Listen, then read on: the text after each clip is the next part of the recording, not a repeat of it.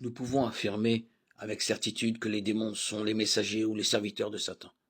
Le mot démon n'est pas utilisé dans l'Ancien Testament, bien que les mauvais esprits soient mentionnés.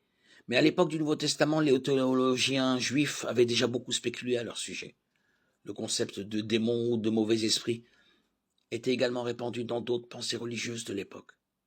Les évangiles semblent supposer que la plupart des idées qui circulaient à l'époque sur les démons sont vraies.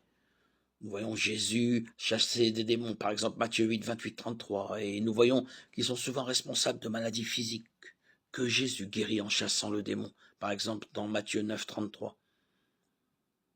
Paul nous dit que les démons sont à l'origine de l'adoration des dieux païens et qu'un sacrifice à une idole est en réalité un sacrifice à un démon. 1 Corinthiens 10, 19, 20.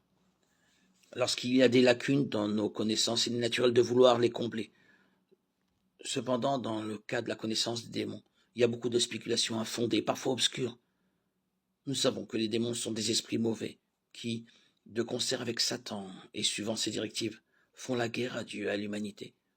Il est probablement juste de les considérer comme les homologues des saints anges qui s'occupent des gens au nom de Dieu. Nous savons qu'ils ont été vaincus en principe par le Christ sur la croix, et que leur destination finale sera le tourment éternel dans un lieu préparé pour eux. Matthieu 25, 41.